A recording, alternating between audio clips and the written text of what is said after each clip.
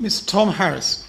Thank you, Mr. Turner. I hope that colleagues will forgive this particular cuckoo in the nest, a Scottish MP intruding on this particular debate, and can I pay tribute to my honourable friend for securing this debate.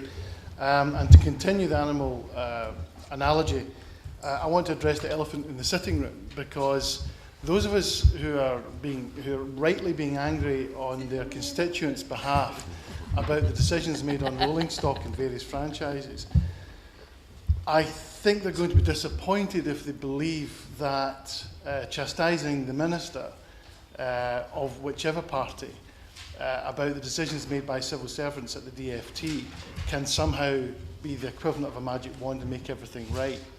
The structure and the nature of the industry simply will not allow train operating companies to make their own decisions about which rolling stock is most appropriate for their passengers.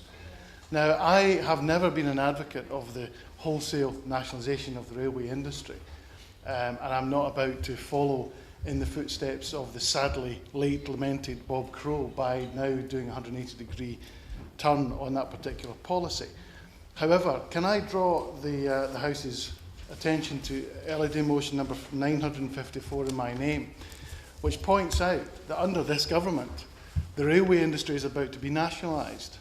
The largest part of the railway industry is Network Rail. From September this year, it will be recategorised as a central government body. It will therefore come under the remit of central government, of Whitehall, of civil servants. It will no longer be a private company without shareholders as it currently is today. So can I congratulate this Conservative government for nationalising the British railway industry? Yeah. Of course. Thank you very much for giving way. And I mean, like many on my side, I am very much in favour of genuinely free markets. But isn't the point here that this is a mangled market, which is not delivering for the customers who are investing a lot of money and who vitally need, businesses and passengers, to have a properly functioning railway in the north of England as well as in the south? Harrison. My honourable friend is correct, but let me caveat it by pointing out, in defence of the minister, this government and the previous government, I will not declare an interest. I'm not being paid the salary anymore, I don't need to declare an interest. But since 1993, it is a fact that railway rolling stock is among the newest rolling fleet of anywhere in Europe. We have a safety record that's outstanding. We have seen record levels in the number of passengers.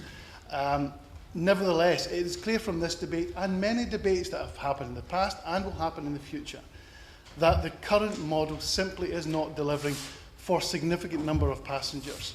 I would suggest that rolling stock is one of the problems, and far too often ministers and civil servants make those decisions over the heads of the train operating companies at the behest, I'll get back to them, at the behest of the rolling stock companies, and that is unacceptable. That clearly has to be addressed if we are not to have very similar debates in the future. Another failure in the market that has clearly happened, and I would say the biggest one, is actually the fact that our constituents are paying far too much for their rail fares. It is simply a market that is not delivering on crucial aspects, but it is delivering in some areas, which is why I'm cautious about simply saying that under nationalisation everything will be wonderful. Because I remember when the railways were nationalised and everything was not wonderful. I think we have to be very cautious about taking an ideological point of view, but this is not an ideological debate. This is a practical debate. How do we make sure that our constituents get the best possible service from the railway industry? Let's cast ideology to one side. Let's look at what practically can be done. It may well be that we have to follow the example of Network Rail and look at train operating companies and say that this private experiment has not worked. Would my honourable friend give way on that point? I'm very grateful, my honourable friend, for giving way. I think there is an interesting dilemma for government here, though, in as much that they've actually conceded the aspect of state ownership. And when it comes to rolling stock and train operating companies, they agree with state ownership. They agree with German, Dutch, French state ownership, just not UK state ownership. Isn't that a paradox? My honourable friend is absolutely correct. Of course it's a paradox. And I have some sympathy with the Minister who we'll hear from at the end of this debate, because on the one hand, his civil servants, I know, are taking decisions about rolling stock. They are going over the heads of the train operating companies and deciding what rolling stock is most appropriate to which franchise. And of course, the reason I'm in this debate is because every decision taken on rolling stock has a domino effect on every other franchise. So the TransPennine Express franchise, which served my city of Glasgow, the West Coast franchise that was so badly handled, serves my constituency, my city. The East Coast franchise, which frankly should not have been privatised before the general election, also serves Scotland. So we are all in this together, as it were. All of our passengers rely on decisions taken at the DfT, and the Minister will no doubt stand up and say it's a privatised industry, these decisions are out of his hands. They are not out of his hands, they are very firmly in his hands. The question we should address is that the correct way to do it?